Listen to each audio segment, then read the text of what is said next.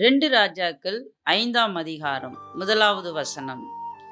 சீரியா ராஜாவின் படைத்தலைவனாகிய நாகமன் என்பவன் தன் ஆண்டவனிடத்தில் பெரிய மனுஷனும் எண்ணிக்கைக்கு உள்ளவனுமாயிருந்தான். அவனை கொண்டு கர்த்தர் சீரியாவுக்கு ரட்சிப்பை கட்டளையிட்டார். மகா பராக்கிரமசாலியாகிய அவனோ குஷ்டரோகியாயிருந்தான். ஹல்லேலூயா. ஆண்டவரும் இரட்சகருமாகிய இயேசுவின் நாமத்தில் உங்களுக்கு வாழ்த்துக்களை தெரிவித்துக் கொள்ளுகிறோம். நித்தியம் டிவி பார்த்து கொண்டிருக்கிற அன்பு தேவனுடைய பிள்ளைகளே, உங்களை கர்த்தர் நிச்சயமாய் ஆசீர்வதிப்பார். அதே நேரத்தில் நீங்கள் வேதத்தை வாசித்தீர்களா, ஜெபித்தீர்களா, தேவனோட ஐக்கியம் உறவு வைத்தீர்களா? நம் தேவனோட உறவு எப்படி வைக்க முடியும்? வேதத்தின் மூலமாகவும் ஜெபத்தின் மூலமாகவும் தான் தேவனோட நாம் தொடர்பு கொள்ள முடியும். அல்லேலூயா. எதை மறந்தாலும் வேதம் வாசிக்கிறதையும் ஜெபிக்கிறதையும் ஒருபோதும் மறக்காதீர்கள். கர்த்தர் நம்மோடு இடைப்பட்டு அப்பொழுதுதான் பேச நாம் எப்படி வாழ வேண்டும், எப்படி ஊழியங்களை செய்ய வேண்டும், எப்படி ராஜ்யங்களை மேற்கொள்ள முடியும், எப்படி வறுமைகளிலிருந்து நாம் மேற்கொள்ள முடியும் என்பதை தேவன் நமக்கு என்ன செய்வார்? கற்றுக் கொடுப்பார். அல்லேலூயா. இந்த சீரியா ராஜாவின் படைத்தலைவன் பராக்கிரமசாலியாக இருக்கிறான். ஆனாலும் அவன் ஒரு குஷ்டரோகியாய் இருக்கிறான். ஆனால் அவரை பற்றி பார்க்கும்போது நல்ல ஒரு மனிதனாக இருக்கிறார். படை தளபதியாக இருக்கிறார். ஒரு படையை நடத்துவதற்கு தளபதியாக இருக்கிறார். நல்ல ஒரு மனைவியை பெற்றிருக்கிறார். நல்ல ராஜ்யத்திற்கு கீழாக இயங்கக்கூடிய ஒரு நபராகவும் எண்ணிக்கைக்கு உள்ளவனாகவும் பெரிய ஒரு மனுஷனாகவும் இருக்கிறார். ஆனால் அப்படி இருக்கிற அவருக்கு குஷ்டரோகி என்ற வியாதி. இந்த குஷ்டரோகி என்ற இந்த வியாதி பார்த்தீர்களானால் மிகவும் அது ஒரு கொடிய ஒரு அவல நிலையான ஒரு வியாதியாக காணப்படும். ஆனால் எப்படி அவர் படை தளபதியாக இருந்தார் என்பதுதான் பெரிய ஒரு ஆச்சரியமான கேள்வி. ஏன்னா ஒரு சின்ன ஒரு காரியம் வந்துச்சுன்னா நம்ம முறுமுறுக்கிறது உண்டு, அல்லது அந்த பணியிலிருந்து நம்ம ஓய்வு பெறுகிறதற்கு அல்லது வெட்கப்பட்டு அந்த பணிக்கு போகாமல் இருப்பதும் மனிதர்களுடைய இயல்பு. ஆனால் இந்த நாகமனை பார்க்கும்போது அவர் எப்படி இருக்கிறார்? அவர் பார்த்தீங்கன்னா ஒரு குஷ்டரோகியாய் இருக்கிறார். ஆனால் அந்த குஷ்டரோகத்தை குறித்து அவர் ஒரு நாளும் என்ன செய்யவில்லை, அதை குறித்து ஒரு பெரிய ஒரு பொருட்டாக எண்ணாமல் இருந்தார். அதனால தான் அவர் தளபதியாகவும் அதே நேரத்தில் பராக்கிரமசாலியாகவும் இருக்கிறார். அல்லேலூயா. ஆனால் இந்த மகா பராக்கிரமசாலிக்கு நல்ல ஒரு அழகிய நல்ல ஒரு மனைவியை தேவன் கொடுத்திருந்தார். அந்த மனைவியும் தன்னுடைய கணவருக்கு கீழ்ப்படிந்து இருக்கிறத பார்க்க முடிகிறது. இப்படியே இருக்கிற வேளையில் நாளானது வரும்போது ஒரு நாள் அந்த நாகமனுடைய வீட்டில் பணி செய்கிற பணிப்பெண், சிறு பெண், வேதம் சொல்லுகிறது அவள் சிறு பெண். அவள் அடிமையாக கைதியாக கொண்டு வரப்பட்ட ஒரு பெண்ணு. அந்த பெண் பார்த்திங்கன்னா மிகவும் கீழ்ப்படிதல் உள்ள பெண்ணாக இருந்திருக்க கூடும். ஏன்னா தளபதி வீட்டில் வேலை செய்யணும்னா அதற்கு ஒரு கேட்டகரி, ஒரு தகுதி இருக்க வேண்டும். இப்போ இந்த தகுதியை பார்க்கும்போது இந்த சின்ன பெண் என்ன செய்கிறா, தன்னுடைய எஜமானுடைய குஷ்டரோகத்தை அருவருக்கலை, அதை நெகட்டிவாக பேசலை. அதே வேளையில் பார்த்திங்கன்னா தன்னுடைய எஜமானியிடத்தில் போய் சொல்கிறாங்க. அந்த சிறு பெண் சொல்கிறாங்க, என்ன சொல்கிறாங்கன்னா, சீரியாவிலிருந்து தண்டுகள் புறப்பட்டு இஸ்ரவேல் தேசத்திலிருந்து ஒரு சிறு பெண்ணை சிறைப்பட்டு கொண்டு வந்தார்கள். அவள் நாகமனின் மனைவிக்கு பணிவிடை செய்து கொண்டிருந்தாள். அந்த சிறு பெண்ணுடைய வேலை செய்து கொண்டு வந்தாள் அப்படின்னா, அவள் தன் நாச்சியாரை பார்த்திய ஆண்டவன் சமாரியாவில் இருக்கிற தீர்க்கதரிசி இடத்துல போனாரானால் அவர் இவருடைய குஷ்டரோகத்தை நீக்கி விடுவாள் என்றாள். தன்னுடைய எஜமானுடைய அந்த குஷ்டரோகத்தை என்ன செய்யவில்லை, அவ அற்பமாக நினைக்காமலும் அல்லது அவள் விளையாட்டு பிள்ளை போல இல்லாமலும் அவர் மீது ஒரு அன்பு கொண்டு என்ன சொல்றாருன்னா, இந்த குஷ்டரோகத்தை நீக்க சீரியாவில் இருக்கிற தீர்க்கதரிசினால முடியும் அப்படிங்கிறத நன்கு அந்த சின்ன பெண்ணு அறிந்திருந்தாள். அல்லேலூயா. ஆனால் இன்றைக்கு இருக்கிற பிள்ளைகள் எல்லாம் பார்த்தீங்கன்னா செல்லை எடுத்து வச்சுக்கிட்டு அதை மணிக்கணக்காக பார்ப்பதும், இன்னைக்கு மனிதனுடைய உரையாடல் என்பது இல்லாமல் போய்விட்டது. மனிதனுடைய முகத்தை பார்த்து மனிதன் பேசுவது, அல்லது அதாவது சுக செய்திகளை விசாரிப்பது, நலமான காரியங்களை பேசிக்கொள்வது இன்னைக்கு மிகவும் குறைந்து போன ஒன்றாக இருக்கிறது. ஆனால் அன்றைய காலகட்டங்களில் ஒரு 20-30 ஆண்டுகளுக்கு முன்பதாக ஒரு கடிதம் எழுதும் பொழுது அந்த கடிதம் போய் சேருவதற்கு 3 நாட்கள் அல்லது ஒரு வாரம் சென்றாலும் கூட அந்த சுக செய்தியை என்ன செய்து அதை லெட்டரை வாங்கி சுக செய்தியை கேட்டு பெற்று அதை மீண்டும் ரிப்ளை பண்ணி அனுப்புறதற்கு மறுபடியும் அந்த 1 வாரங்கள் ஆகி தன்னுடைய உறவுகளை அவர்கள் என்ன செய்தார்கள், ஸ்திரப்படுத்தி கொண்டு வைத்திருந்தார்கள். ஆனால் இன்றைக்கு டெக்னாலஜிகள் வளர்ந்திருந்தாலும் இன்றைக்கு மனிதனுடைய அதாவது வளர்ச்சி என்பது இருக்கிறது. ஆனால் மனிதன் வளர்கிறார்களா அப்படி என்று பார்க்கும்போது அங்கு சற்று குறைவாக தான் காணப்படுகிறது. கிறிஸ்துவுக்குள் பிரியமானவர்களே, இன்றைக்கு ஒவ்வொரு குழந்தைகளும், அன்றைக்கு விளையாட்டுகள் நிறையா இருந்தது. ஃபிசிக்கல் விளையாட்டு போய் விளையாண்டு ஒருவருக்கொருவர் புரிந்து கொண்டு தன்னுடைய வேர்வைகளை சிந்தி, இன்னைக்கு பிள்ளைகளுக்கு பாலும் பழமும் வைத்து கொண்டு சாப்பிடு என்று சொல்லுகிறார்கள். அவர்களால் அதை சாப்பிட முடியாத இருக்கிறார்கள். ஆனால் அன்றைய காலகட்டங்களில் உணவு பற்றாக்குறை இருந்தது. இருந்தாலும் கூட அந்த தாய் அந்த தகப்பன் தன்னுடைய பிள்ளைக்கு என்ன செஞ்சிருப்பார்கள்னா சமைத்து வைத்திருப்பார்கள். அல்லது அந்த கொஞ்ச உணவு இருந்தாலும் அதை பகிர்ந்து குடும்பமாக சாப்பிட்டார்கள். ஆனால் இன்னும் அதாவது நம்முடைய தாத்தா பாட்டி காலங்களில், அதற்கு மேற்பட்ட காலங்களில் சொல்வோமானால், அதாவது தாய் தன்னுடைய பிள்ளைகளுக்கு உணவை கொடுத்து விட்டு அவள் பட்டினியாக இருக்க பல தாய்மார்கள் இருந்தார்கள் என்று சொல்லி நாம் கேள்விப்பட்டிருக்கிறோம். ஆனால் இன்றைக்கு காலகட்டங்களில் இன்றைக்கு பால் இருக்கிறது, பழம் இருக்கிறது, தேன் இருக்கிறது. இன்றைக்கு இப்படிப்பட்ட உணவுகள் எல்லாம், உணவு பதார்த்தங்களை சில மேஜைகளில் கொண்டு அடுக்கி வைப்பார்கள். அந்த பிள்ளையை கூப்பிடுவார்கள், வா சாப்பிட வேண்டும் என்று சொல்லும்போது அந்த பிள்ளை செல்லை பார்த்து கொண்டு இருக்கும். படிப்பார்களா என்று பார்க்கும்போது அது ஒரு சில சதவீதம் படிக்கிறார்கள். நல்ல குழந்தைகள், நல்ல படிப்புக்கு முக்கியத்துவம் கொடுக்கிறவர்கள் இருக்கிறார்கள். ஒரு சில குழந்தைகள் அவுட்டர் கேம், வெளியில் போய் விளையாடி தன்னுடைய உடம்பை கட்டுக்கோப்பாக வைத்து கொண்டு இருக்கிறவர்களும் இருக்கிறார்கள். ஆனால் இதில் தாய்மாரை என்ன செய்ய வேண்டும், அதை குற்றப்படுத்துகிறதா அல்லது அவர்கள் தவறி போய் விடுகிறார்களா என்று சற்று நம்ம நிதானிக்க வேண்டும். அதாவது என் பிள்ளை வெளியில் போய் விளையாண்டா அழுக்காயிருவான் அப்படின்னு சொல்லி தன்னுடைய பிள்ளையை வெளியில் விளையாட விட மாட்டேங்கிறாங்க.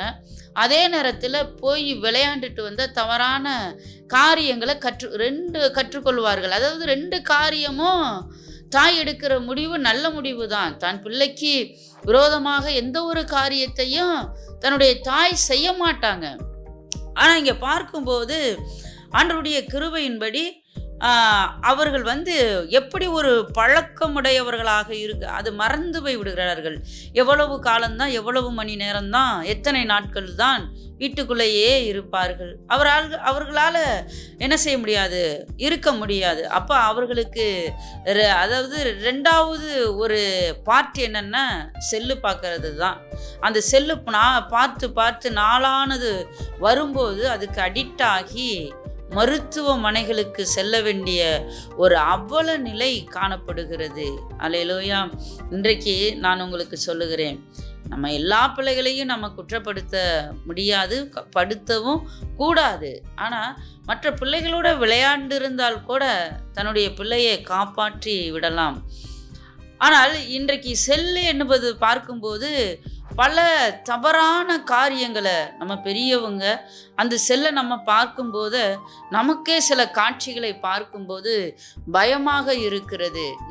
நாமே அல்லது அந்த செல்லின் காட்சிகளை பார்ப்பதற்கு என்ன இருக்கு, விகாரமாகவும் அல்லது மிகவும் பயமாகவும் இருந்து அதை நாம் தள்ளிவிட வேண்டிய ஒரு சூழ்நிலைகளுக்கு தள்ளப்பட்டு இருக்கிறோம் கிறிஸ்துவுக்குள் பிரியமானவர்களே. ஆனால் இந்த சிறு பெண்ணை நாம் பார்க்கும்போது அவள் தன் நாச்சியாரை பார்த்து சமாரியாவில் இருக்கிற தீர்க்கதரிசிகளிடத்தில் போவாரானால் இவருடைய குஷ்டரோகத்தை நீக்கி விடுவார் அப்படிங்கிறது. ஒரு கண்ணியமான ஒரு சிறு பெண்ணாய் இருக்கிறாள். அதே வேளையில் அவள் சிறு பெண்ணாய் இருந்தாலும் கூட எலிசாங்கிற ஒரு தீர்க்கதரிசியை நன்கு அவள் அறிந்திருந்தாள். அல்லேலூயா. அதே நேரத்தில் நம்ம கைதியாக கொண்டு வரப்பட்டிருக்கிறோம். நாம் ஏன், நமக்கு எதுக்கு இந்த வேலை என்று இல்லாதபடிக்கு தன்னுடைய குணங்களை நற்காரியங்களை அந்த பெண்ணு வெளிப்படுத்தக்கூடியவளா இருக்கிறாள். அல்லேலூயா. கிறிஸ்துவுக்குள் பிரியமானவர்களே, நாம் எப்படிப்பட்டவர்களாக இருக்கிறோம், எந்த விசுவாசத்தை உடையவர்களாக இருக்கிறோம். ஆனால் அதே நேரத்தில் இந்த நாச்சியாரும், அதாவது அந்த எஜமானும் அந்த மனைவியும் பார்த்தீங்கன்னா இந்த சிறு பெண்ணுடைய வார்த்தையை கேட்டு தன்னுடைய கணவர் சாதாரணமானவர் அல்ல, அவருக்கு குஷ்டரோகம் ஒரு பலவீனம், அது ஒரு வியாதி, அது பரம்பரை சாபத்தினால் வருகிற அது வியாதி. குஷ்டரோகமெல்லாம் ஒரு சாதாரண ஒரு விஷயம் அல்ல. இப்போ ஃபீவர் வருதுன்னா அது கிளைமேட்டு சேஞ்சு அல்லது நம்ம ஃபுட்டு எடுக்கிறது இல்லை, ஒரு ஒரு கால சுழற்சினால் வருகிறது. ஆனால் இந்த குஷ்டரோகமெல்லாம் அது சாபத்தில் பாரம்பரியமாக வரக்கூடிய சாபமாக இருக்கிறது. நீங்கள் வந்தவங்களை டாக்டர்கிட்ட போனால் அவங்க என்ன செய்வாங்க, உங்கள் அப்பாவுக்கு இருந்ததா, உங்கள் தாத்தாவுக்கு இருந்ததா, உங்கள் முன்னோர்களுக்கு இருந்ததா என்று சொல்லி தன்னுடைய எடுக்க வருகிறவர்களிடத்தில் அவர்கள் விசாரிப்பார்கள். ஹல்லேலூயா.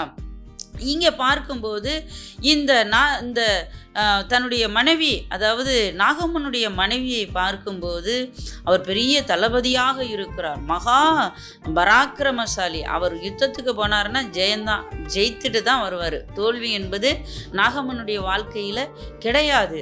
அப்படி ஒரு பவர்ஃபுல்லாக இருந்த நாகம்மனிடத்தில் போய் தன்னுடைய கணவரிடத்தில் நம்முடைய பெண்ணு, நம்முடைய வேலை பணிப்பெண்ணு இந்த மாதிரி என்னிடத்தில் சொல்லுகிறாள் என்று சொன்ன உடனே இங்கே பார்க்கும்போது இன்னொரு காரியமும் நல்ல ஒரு அருமையான ஒரு சாப்டர், இந்த சாப்டர் நாகம்மனுடைய சாப்டர். ஏன்னா இந்த நாகம்மனும் பார்த்திங்கன்னா தன்னுடைய மனைவிய வார்த்தையை அப்படியே கேட்கிறார். அல்லேலூயா. அது உனக்கு என்ன இருக்குது, சில கணவரிடத்தில் போய் சில அவங்க மனைவி போய் இந்த மாதிரி என்று சொல்லும்போது அவர்கள் மட்டரேகமாக அல்லது மட்டுப்படுத்துகிற கணவர்கள் அநேகர் உண்டு.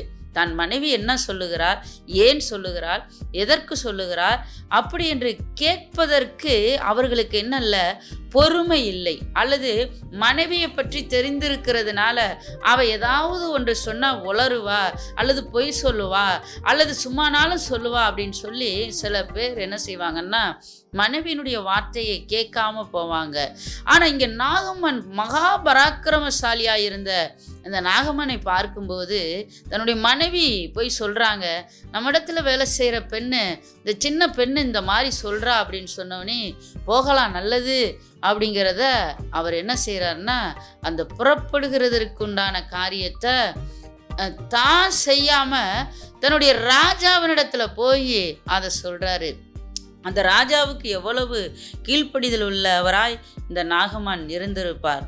அல்லேலூயா. நாகம்மனுக்கு பிள்ளை இருந்ததா வேதம் சொல்லவில்லை. அல்லேலூயா. ஆனால் நாகம்மனுடைய கேரக்டர்களை பார்க்கும்போது நாகம்மனுடைய மனைவியும் நாகம்மனை பார்க்கும்போது மிகவும் நல்ல ஒரு அருமையான ஒரு தம்பதிகளாக இருக்கிறார்கள். அல்லேலூயா. சரி, இவர்கள் இப்படி போகும்போது ஆண்டவருடைய கிருபையின்படி ராஜாவினிடத்தில் என்ன செய்கிறார், கடிதத்தை வாங்கி போகலாம், நல்லது. ஆனால் இங்கே அதாவது நாகமனுடைய மனைவி, சிறு பெண் 3 பேருடைய உரையாடுகளும் சரிசமமாக சமநிலையில போய் கொண்டிருக்கிறது. ஆனால் இந்த ராஜா தான் தவறாக புரிந்து கொள்ளுகிறார். என்ன சொல்றாருன்னா, ராஜா அந்த ராஜாவுக்கு என்ன செய்கிறாருன்னா கடிதத்தை எழுதி அனுப்புகிறார். சீரியா ராஜாவுக்கு எழுதி அனுப்புகிறார். அல்லேலூயா. ஆனாலும் ஆண்டவருடைய கிருபையின்படி அவர் தன்னுடைய என்ன செய்கிறாரு, ஆடைகள்லாம் கிழித்து கொள்ளுகிறதை எலிசா கேள்விப்பட்டு என்னிடத்தில் அவர்களை அனுப்பலாமே என்று சொல்லி என்ன செய்கிறாருன்னா அந்த சம்பவங்களை நம்மால் காண முடிகிறது. அல்லேலூயா. ஆனால் ஆண்டவருடைய கிருபையின்படி அப்பொழுது அவன் போய் இஸ்ரவேலின் தேசத்து பெண் இன்ன பிரகாரமாய் சொல்லுகிறாள் என்று தன் ஆண்டவரிடத்தில் என்ன செய்கிறாங்கன்னா அந்த ராஜாவினிடத்தில் அறிவிக்கிறார். அப்பொழுது சீரியாவின் ராஜா, நல்லது போகலாம், இஸ்ரவேல் ராஜாவுக்கு நான் நிருபங்களை எழுதி நான் அனுப்புகிறேன், நான் கொடுக்குறேன் அப்படின்னு சொல்லி, ஏன்னா ஒரு ராஜா இன்னொரு ராஜாவுக்கு கொடுக்கும்போது என்னுடைய தளபதி வருகிறார், அவரை நன்கு கவனித்து கொள்ளுங்கள், அவர் குஷ்டரோகியாக இருக்கிறார் என்று சொல்லி அனுப்பும்போது அது கனந்தானே, அது மிகவும் கவனிக்கக்கூடியதாக இருக்கும். அப்போ அவர் நல்ல ஒரு ராஜாவை போகும்போது நல்ல ஒரு அணுகுமுறையில் இந்த நாகமன் போகிறதை நம்மால் காண முடிகிறது. அல்லேலூயா. ஆனால் போகும்போது என்ன செய்யறான்னா இஸ்ரவேல் ராஜா, அல்லேலூயா, 7ஆம் அதிகாரத்தில் இஸ்ரவேல் ராஜா இந்த நிருபத்தை வாசித்த போது அவன் தன்னுடைய வஸ்திரத்தை கிழித்து கொள்ளுகிறார். இந்த செய்தியை எலிசா கேள்விப்படுகிறார். கேள்விப்பட்டவனே 8ஆம் அதிகாரத்தில் இஸ்ரவேல் ராஜா தன் வஸ்திரங்களை கிழித்து கொண்ட செய்தி தேவனுடைய மனுஷனாகி எலிசா கேட்டபோது அவன், நீர் உம்முடைய வஸ்திரத்தை கிழித்து கொள்வானே, என்னிடத்துல அனுப்பலாமே அப்படின்னு சொல்லி என்ன செய்கிறார்னா சொல்லுகிறார். அல்லேலூயா. 10வது வசனம், அப்பொழுது எலிசா அவனிடத்தில் ஆள் அனுப்பி, நீ போய் யோர்தானில் 7 தரம் ஸ்நானம் பண்ண, அப்பொழுது உன் மாம்சம் மாறி சுத்தமாவாய். அல்லேலூயா. சரி, என்ன செய்கிறாருன்னா நம்ம அது மேலே கூட நம்ம வசனத்தை வாசிக்கும்போது 8வது வசனம், இஸ்ரவேல் ராஜா என்ன செய்கிறார், கிழித்து கொள்வானே அப்படின்னு சொல்லி அனுப்பும்போது 9வது வசனம், அப்படியே நாகமன் தன் குதிரைகளோடும் தன் ரதங்களோடும் எலிசாவின் வாசப்படியில் நிற்கிறார். அல்லேலூயா. கிறிஸ்துவுக்குள் பிரியமானவர்களே, இப்போ நம்ம ஆனால் இப்படிப்பட்ட நாட்களில் நம்ம இல்லை. அதாவது என்னென்னா, நம்ம தீர்க்கதரிசி இடத்திலே, போதகர் இடத்திலேயே போகலாம் அப்படின்னா போகலாம். நான் எல்லாருக்கும் நான் அப்படி சொல்லலை. அது பிகினிங்கில் உள்ளவங்களுக்கு நான் சொல்கிறேன். பிகினிங்கில் உள்ளவங்க போகலாம். இயேசுவை அறியாமல் இருக்கிறவங்க, இயேசுவை தெரிந்து கொள்ளணும்னு விரும்புகிறவங்க, இன்னும் மகத்துவங்களை பற்றி தெரிந்து கொள்ளணும்னு நினைக்கிறவங்க போகலாம். ஆனால் நான் என்ன ஒரு ஆச்சரியமாக நான் சொல்கிறேன், என்ன ஒரு செய்தின்னா, 10 வருஷம் ரட்சிக்கப்பட்டு 10 வருஷம் இருக்கிறவங்களும், நல்லா மூப்பர் என்று சொல்லுகிறவங்களும், இன்னும் ஆச்சரியமாக பார்த்தீங்கன்னா ஊழியக்காரர்கள் கூட சில பேர் இருக்கிறார்கள். இன்னொரு ஊழியக்காரரை தேடி போகிறார்கள். ஐக்கியமாக இருக்கலாம், அன்பாக இருக்கலாம், நேசமாக இருக்கலாம், கொடுத்து உதவலாம். இதில் நான் தவறென்று நான் சொல்லவில்லை. மாறாக அவரிடத்தில் நான் போய் எப்படி இந்த காரியம் சாதிப்போம் அப்படின்னு போகிறது தான் நான் தவறு என்று நான் சொல்லுகிறேன். உங்களிடத்தில் நம்முடைய சர்வ வல்லமுள்ள தெய்வம் பேசும் தெய்வம். அல்லேலூயா. 2 சாமுவேல் 2ஆம் அதிகாரத்தில் போய் பார்க்கும்போது அவர் சாமுவேலிடத்தில் பேசுகிற தெய்வமாக இருக்கிறார். ஒரு சின்ன பையன்தான், சின்ன சட்டை போட்டிருந்த பையனிடத்தில் போய் ஏலியின் குடும்பத்தை குறித்து சொல்கிறாரு. அந்த சாமுவேலை பற்றி கூட, சாமுவேலை உன்னை ஆசீர்வதிப்பேன், உன்னை உயர்த்துவேன் அப்படின்னு கூட சொல்லியிருந்தாலும் கூட சாமுவேலுக்கு புரிஞ்சிருக்கும். புரியுதுங்களா?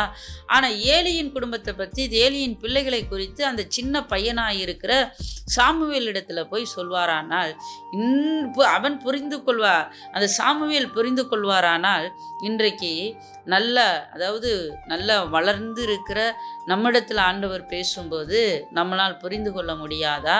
நம்ம 2வது, இயேசு எங்கே இருக்கிறார்? இயேசு எங்கேயே இருக்கிறார். ஆனால் வேதம் சொல்லுகிறது தேவன் பரலோகத்தில் இருக்கிறார். அல்லேலூயா. 2வது எங்கே இருக்கிறார்? அவர் நம்மை பார்த்து, நம்ம சரீரத்தை பார்த்து ஆலயம் சொல்லுகிறார். அப்படின்னா அவர் வாசம் செய்கிற எல்லா இடத்திலும் இருக்கிறார். இன்னும் சொல்வேனானால் இன்றைக்கு இயேசுவை கண்டுகொள்ளணும், இயேசுவை பார்க்கணும்னு பல பேருக்கு ஆசையாக இருக்குது. இந்த செய்தியின் வாயிலாக நான் உங்களை இயேசுவை காண்பித்து கொடுக்க விரும்புகிறேன். இயேசுவை நீங்கள் பார்க்க வேண்டும் என்று விரும்புகிறீர்களா? இயேசு யாருன்னா, இருபுறமும் உள்ள கருக்கு பட்டயம் தான் இயேசு, வார்த்தை தான் இயேசு.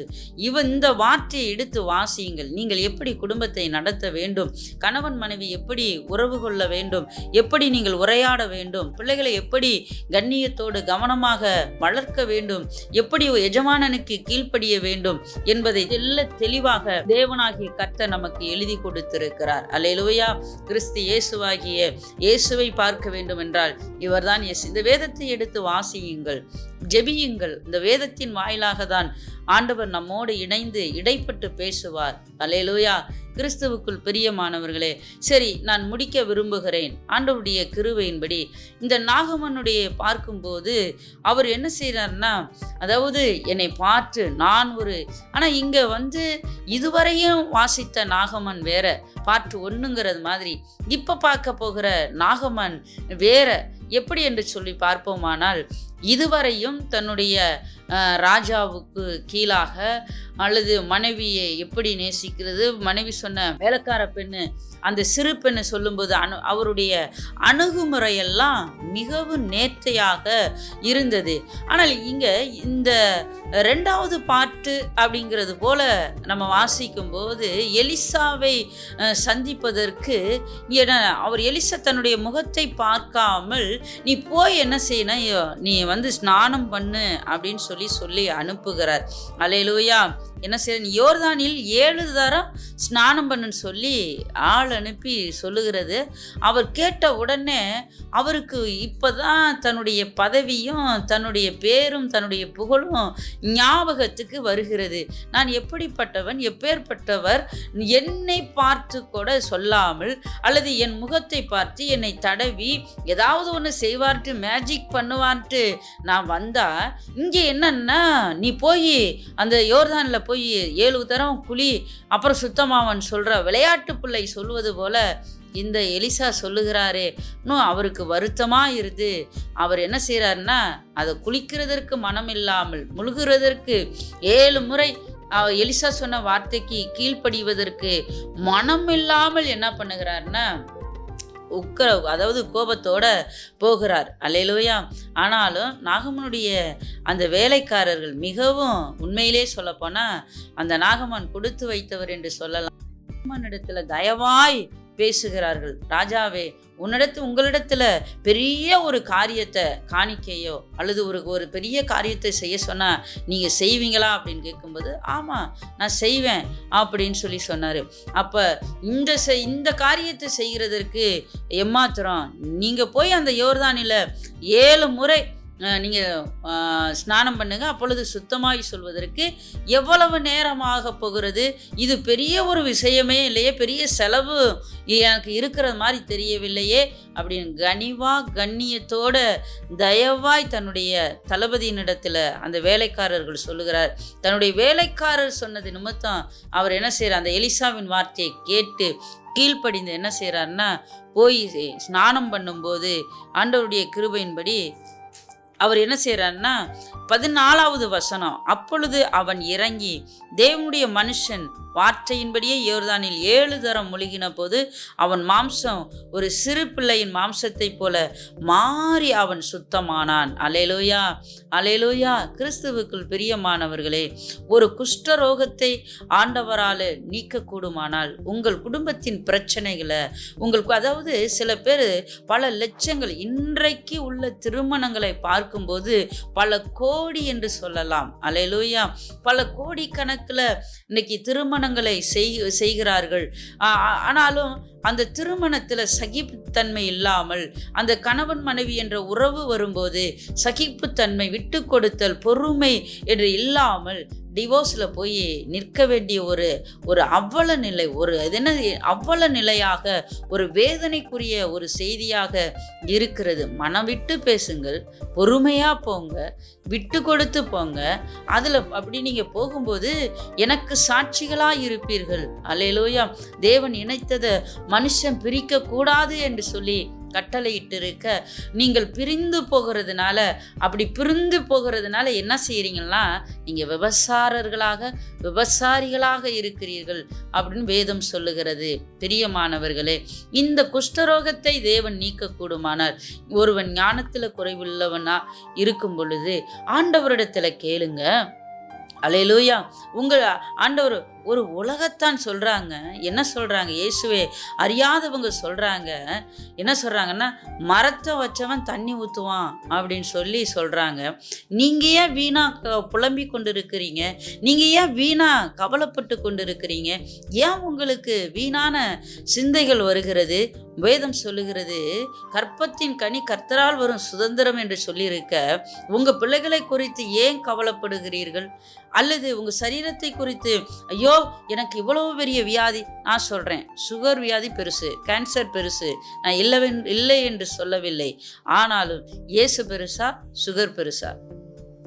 அல்லேலூயா. எந்த வியாதி பெருசு? அல்லது யார் பெருசு? இப்போ வியாதி பெருசா, இயேசு பெருசா?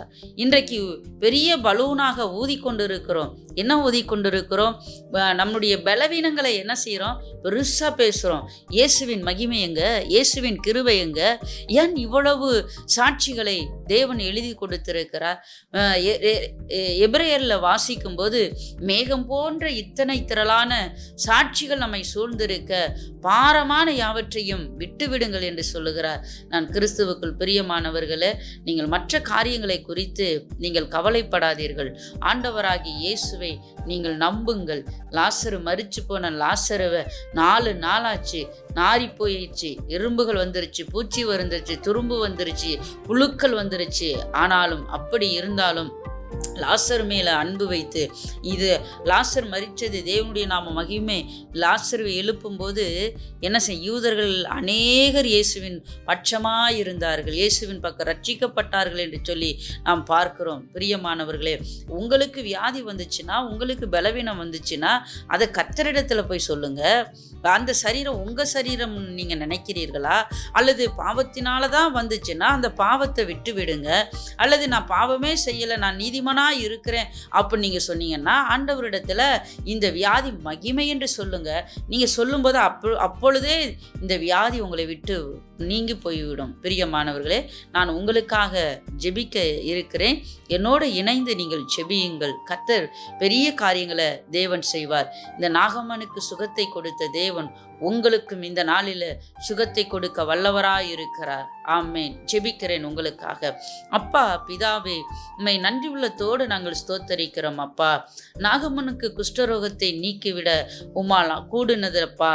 இன்றைக்கு உம்மை ஆராதிக்கிற, உம்மை தொழுது கொள்ளுகிற, அல்லது உம்முடைய ஊழியத்தை செய்கிற உம்முடைய ஊழியக்காரர்கள் எத்தனையோ பேருக்கு சுகர் வியாதியினால் பீடிக்கப்பட்டு பாதிக்கப்பட்டு இருக்கிறார்கள். அதற்கு மருத்துவ செலவுகள் செய்ய முடியாமல், மருந்துகள் வாங்க முடியாமல் ஆண்டவரே அழுது கொண்டு புலம்பி கொண்டு இருக்கிறார்களே. ஆண்டவரே, அல்லது நான் இயேசுவுக்காக நான் ஊழியம் செய்தேனே, அல்லது இன்னும் நான் ஓட வேண்டும் என்று விரும்புகிறேனே, இந்த சுகர் வியாதி என்னை போட்டு அழுக்களிக்கிறதே என்று சொல்லி ஆண்டவரே அங்கலாய்க்கிற உம்முடைய ஊழியர்களுக்காக நான் ஜெபிக்கிறேன் ராஜா. இப்பொழுது ரைட் நவ் ஜீசஸ், அப்பா, என் ஜெபத்தை ஆண்டவரே நீர் கேட்கிற தெய்வம். குமாரனும் ஆண்டவரே பிதாவாகிய தேவனும் குமாரனும் ஒன்றாயிருந்தது போல என் ஜெபத்தை கேட்கிற தேவன் நீர் என் கூட இருக்கிறீர். என் ஜெபத்தை நீர் கேட்கிறீர் ராஜா. இப்பொழுதே இயேசுவின் நாமத்தினால ரைட் நவ் ஜீசஸ், ஆண்டவரே நம்பிக்கையோட விசுவாசத்தோட யாரெல்லாம் ஜெபிக்கிறார்களோ, கண்ணீர் வடிக்கிறார்களோ, ஆண்டவரே உம்மை துதிக்கிறோம். அவர்களுக்காக நான் ஜெபிக்கிறேன், பாரம் எடுக்கிறேன் ராஜா. இயேசுவின் நாமத்தினாலே அது எப்படிப்பட்ட வியாதியாக இருந்தாலும், ஆண்டவரே அது பிளட் கேன்சராக இருந்தாலும், அது சுகர் வியாதியாக இருந்தாலும், ஆண்டவரே உம்மை துதிக்கிறோம். மூளை வியாதிகளாக இருந்தாலும், நரம்பு வியாதிகளாக இருந்தாலும், குதிங்கால் வியாதிகளாய் இருந்தாலும் ஆண்டவரே இயேசுவின் நாமத்தினாலே இப்பொழுது அவர்களுக்கு ஆண்டவரே உம்முடைய சுகமாக்குற வல்லமைகள் புறப்பட்டு போய் அவர்களை சுகமாக்குவீராக. இப்பொழுது இயேசுவின் நாமத்தினாலே உம்முடைய தழும்புகளினாலே அவர்களை சுகமாக்கும் ஆண்டவரே. 2000 ஆண்டுகளுக்கு முன்பதாக இவர்களுக்காக இரத்தம் சிந்தினீரே. இயேசுவின் நாமத்தினாலே நான் விசுவாசத்தோடு நான் ஜெபிக்கிறேன் ராஜா. ஆண்டவரே உம்மை துதிக்கிறோம் ஆண்டவரே. இந்த ஊழியத்திற்கு சாட்சியாக இயேசுவின் நாமத்தினாலே நீர் எழுப்பி கொடுக்கும்படியாக, இயேசுவின் நாமத்தினாலே உண்டாகும்படியாக நாங்கள் ஜெபிக்கிறோம் ஆண்டவரே. நீர் இவர்களை ஆண்டவரே கட்டுகளிலிருந்து வியாதிகளிலிருந்து நீர் விடுதலை ஆக்கிட்டீங்கப்பா. இவர்களுக்கு இந்த வியாதியிலிருந்து சமாதானத்தை கொடுத்துட்டீங்கப்பா ஆண்டவரே. என் ஜெபத்தை கேட்டதற்காக நன்றி, ஜெபத்திற்கு பதில் கொடுத்ததற்காக நன்றி. இயேசுவின் மூலம் ஜெபிக்கிறோம் பிதாவே. ஆமேன், ஆமேன்.